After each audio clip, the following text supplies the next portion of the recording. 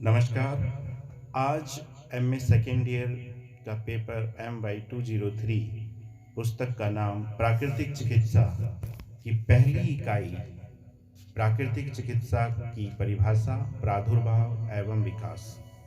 इसमें हम पढ़ेंगे प्रस्तावना, उद्देश्य, प्राकृतिक चिकित्सा का अर्थ एवं परिभाषा, प्राकृतिक चिकित्सा का उद्भव, आधुनिक प्राकृतिक चिकित्सा का विकास, प्राकृतिक चिकित्सा की प्रगति, भारत में प्राकृतिक चिकित्सा का इतिहास व प्रगति।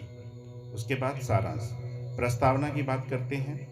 प्राकृतिक चिकित्सा प्रणाली या प्राकृतिक जीवन कोई विशिष्ट उपचार पद्धति न होकर जीवन यापन का अटूट नियम या मुख्य प्राणी धर्म है। अतः प्राकृतिक चिकित्सा उस प्रणाली को कहते हैं जिस पर चलने से स्वास्थ्य की प्राप्ति होती है। अब हमारे किन उद्देश्यों की पूर्ति होगी तो उन्हें जानते हैं। प्राकृतिक चिकित्सा का अर्थ व परिभाषाओं का अध्ययन, प्राकृतिक चिकित्सा के उद्भव की जानकारी होगी इसमें, आधुनिक प्राकृतिक चिकित्सा के जन्म व विकास का क्रम जानेंगे, भारत में प्राकृतिक चिकित्सा के विकास के क्रम को जानेंगे। प्राकृतिक चिकित्सा का अर्थ एवं परिभाषा की बात करते हैं। प्राकृतिक चिकित्सा प्रकृति पर आधारित चिकित्सा को कहते हैं। शरीर से संचित विजातीय द्रव्यों को प्राकृतिक साधनों द्वारा निकालना एवं जीवन शक्ति को उन्नत करना तथा रोगग्रस्त को जीवन शक्ति प्रदान करना ही प्राकृतिक चिकित्सा का उद्देश्य है। प्राकृतिक चिकित्सा का पंच तत्व पर आधारित चिकित्सा पद्धति है। प्राकृतिक चिकित्सा में पंच तत्वों को प्रयोग करके ही चिकित्सा की जाती है। पृथ्वी, वायु, जल, अग्नि, आकाश, इन 5 तत्वों से ही शरीर का निर्माण हुआ है। इन तत्वों के असंतुलन के कारण ही रोग या विकृति उत्पन्न होती है। प्राकृतिक चिकित्सा में पंच तत्वों का संतुलन बनाकर रोग दूर किया जाता है। प्राकृतिक चिकित्सा प्रकृति के निर्माणकारी सिद्धांतों के अनुसार शारीरिक, मानसिक, नैतिक एवं आध्यात्मिक धरातलों पर सामंजस्य के साथ मानव निर्माण की व्यवस्था है। अब इसकी परिभाषाएं क्या क्या हैं? बेंजामिन हैरी के अनुसार प्राकृतिक चिकित्सा व्याधि से मुक्त करने तथा रोग का दर्शन है। यानी प्राकृतिक चिकित्सा शरीर की स्वयं की आंतरिक सफाई एवं शुद्धिकरण की स्वीकृति देती है। अब महात्मा गांधी के अनुसार प्राकृतिक चिकित्सा पद्धति से रोग मिट जाने के साथ ही रोगी के लिए ऐसी जीवन पद्धति का आरंभ होता है जिसमें पुनः रोग के लिए कोई गुंजाइश ही नहीं रहती। पंडित श्री राम शर्मा आचार्य, प्राकृतिक चिकित्सा का अर्थ है प्राकृतिक पदार्थों, विशेषतः प्रकृति के 5 मूल तत्वों द्वारा स्वास्थ्य रक्षा और रोग निवारक उपाय करना। अब बात करते हैं प्राकृतिक चिकित्सा का उद्भव की। प्राकृतिक चिकित्सा का उद्भव प्रकृति के 5 तत्वों आकाश, वायु, अग्नि, जल व पृथ्वी के द्वारा ही हुआ है। हमारे सर्वोच्च धार्मिक ग्रंथ वेदों में भी इस चिकित्सा जैसे जल चिकित्सा, उपवास, आकाश तत्व का वर्णन मिलता है। बौद्ध ग्रंथ महावज्र में भी एक प्रसंग के साथ इस चिकित्सा की चर्चा है। एक प्रसंग के अनुसार एक बार बुद्ध कलंद निवाय नामक स्थान पर रुके हुए थे। वहां पर एक दिन किसी बौद्ध भिक्षु को सांप ने काट लिया। तभी लोगों ने इसकी सूचना बुद्ध को दी। तब बुद्ध ने उन्हें आदेश देते हुए कहा कि तुम सांप के विष के नाश के लिए मिट्टी, गोबर, राख और मूत्र का उपयोग करें या फिर सभी का उपयोग एक साथ ही करें। तब उन्होंने उत्तर दिया कि जो भी चीज़ पहले मिल जाए उसी का उपयोग बिना समय नष्ट किए करो।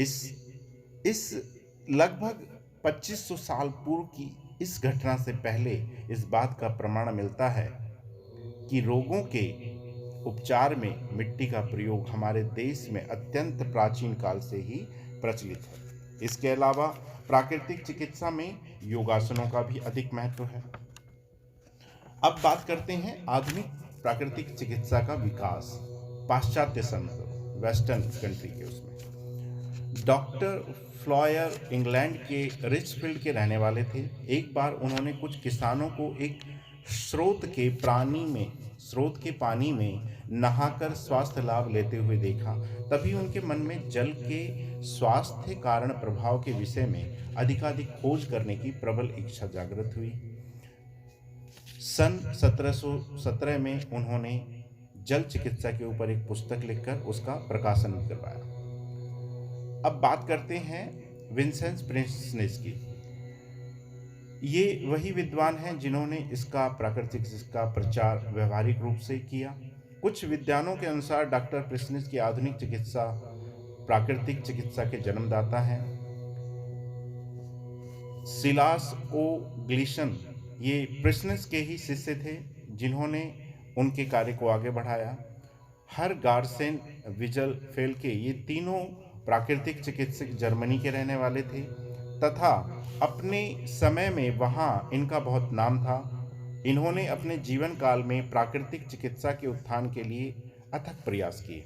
जेम्स सी जैमसन अमेरिका के निवासी थे। वस्तुतः अमेरिका में इन्हें ही प्राकृतिक चिकित्सा प्रणाली का उन्नायक माना जाता है। इनका समय 1811 ईस्वी का है।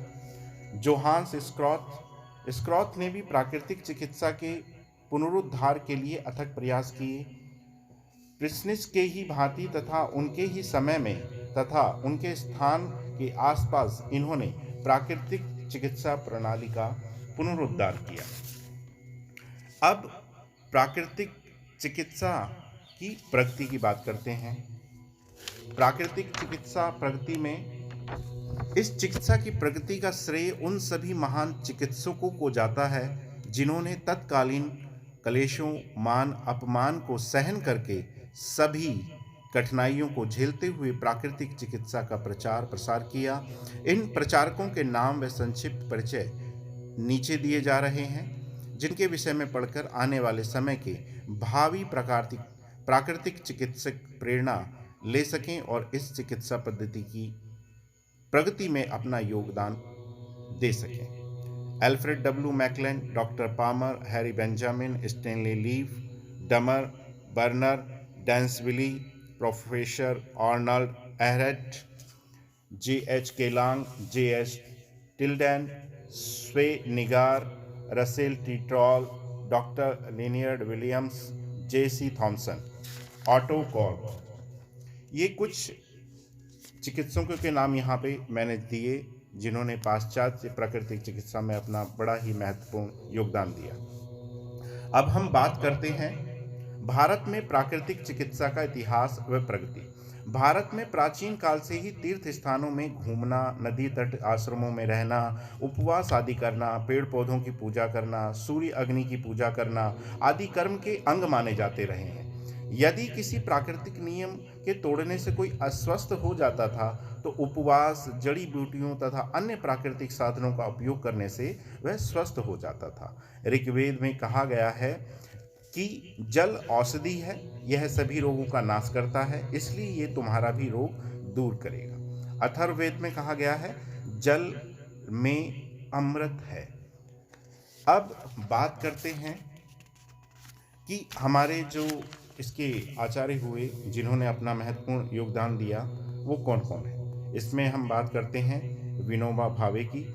महात्मा गांधी के आध्यात्मिक उत्तराधिकारी विनोबा भावे प्राकृतिक चिकित्सा जीवन और उनके शिक्षण के लिए बहुत ही महत्वपूर्ण रूप से समर्पित रहे। उन्होंने अपने गीता प्रवचन तथा राम नाम एक चिंतन में प्राकृतिक जीवन के मूल आदर्शों का बड़े अच्छे ढंग से विवेचन किया। उनके द्वारा लिखी पुस्तक गांवों की स्वास्थ्य योजना स्वास्थ्य की दृष्टि से एक मार्गदर्शिका है। मोरारजी भाई देसाई, इन्होंने भारत के प्रधानमंत्री के पद पर रहते हुए भी प्राकृतिक चिकित्सा में अपना अमूल्य योगदान दिया। ये अखिल भारतीय प्राकृतिक चिकित्सा परिषद के शीर्षस्थ नेताओं में से एक रहे। उसके बाद डॉक्टर लक्ष्मी नारायण चौधरी, सैकड़ों रोगियों को प्राकृतिक चिकित्सा द्वारा इन्होंने रोग से मुक्ति दिलाई। डॉक्टर कुलरंजन मुखर्जी, ये बंगाल के प्रसिद्ध प्राकृतिक चिकित्सक हुए हैं। डॉक्टर लक्ष्मण शर्मा, तमिलनाडु में जन्मे लक्ष्मण शर्मा भारत में प्राकृतिक चिकित्सा के पितामह कहे जाते हैं। इन्होंने अपना सारा जीवन प्राकृतिक चिकित्सा के प्रचार प्रसार में लगा दिया। आज इनके अनेक शिष्य विश्व भर में प्राकृतिक चिकित्सा। डॉक्टर महावीर प्रसाद पोद्दार प्राकृतिक चिकित्सा के क्षेत्र के वरिष्ठ चिकित्सक डॉक्टर महावीर प्रसाद महात्मा गांधी की प्रेरणा से प्राकृतिक चिकित्सा क्षेत्र में आए। ये आरोग्य मंदिर गोरखपुर के संस्थापकों में से एक हैं। इन्होंने अपने अंतिम समय तक प्राकृतिक चिकित्सालय में हजारों रोगियों का उपचार कर उन्हें एक नया जीवन दिया, जो कि अपने जीर्ण रोगों का उपचार करते करते निराश हो चुके थे। आगे के क्रम में डॉक्टर गंगा प्रसाद गौड़ जी अनेकों स्वास्थ्य संबंधी पुस्तकों व पत्र पत्रिकाओं का लेखन व संपादन का कार्य किया। आप 1969 से 1975 तक कलकत्ता प्रकृति निकेतन डायमंड हार्बर रोड के प्रधान चिकित्सक के पद पर भी रहे हैं। वाल्कोवा भावे, आप विनोबा भावे के छोटे भाई थे, जिन्होंने कई वर्षों तक उर्ली कंचन में प्राकृतिक चिकित्सा प्रदान की। आगे डॉक्टर विठल दास मोदी, आप आरोग्य मंदिर गोरखपुर उत्तर प्रदेश के संस्थापक व संचालन हैं तथा प्रसिद्ध आरोग्य मासिक पत्रिका के वरिष्ठ संपादक भी हैं। श्री जयप्रकाश जी सूर्या फाउंडेशन के चेयरमैन हैं। ये बहुत बड़े उद्योगपति होने के कारण इतना व्यस्त रहते थे कि स्वास्थ्य पर ध्यान नहीं दे सके, जिसके कारण इनका शरीर जर्जर हो गया था। प्राकृतिक चिकित्सा के माध्यम से ही इन्होंने नया जीवन प्राप्त किया और सफल प्रयोगों से प्रेरित होकर प्राकृतिक चिकित्सा के अनन्य भक्त बन गए। उपरोक्त सभी प्राकृतिक चिकित्सकों के अलावा अन्य कई नाम और भी हैं जिन्होंने प्राकृतिक चिकित्सा की प्रगति में अहम योगदान दिया है अथवा दे रहे हैं। इन सभी के नाम नीचे दिए जा रहे हैं। Mahatma Jagdishwaranand ji, doctor Mannarayan, doctor S J Singh, doctor Hiralal, doctor V Venkatrao, Vijay Lakshmi, doctor J M Jussawalla, doctor Gaurishankar Mishra, doctor S Swaminathan, Seth Dharamchand Saraogi, doctor Jagdish Chandra Johar आदि। हमने इस पाठ में विवेचन किया कि प्राकृतिक चिकित्सा कितनी प्राचीन है और किस प्रकार इस पद्धति ने प्रगति की है। वैदिक काल से आधुनिक काल तक के सफर को तय कर आज प्राकृतिक चिकित्सा विकसित हो रही है और लगातार विकास को प्राप्त हो रही है। वर्तमान समय में प्राकृतिक चिकित्सा की उपयोगिता दिनों दिन बढ़ रही है।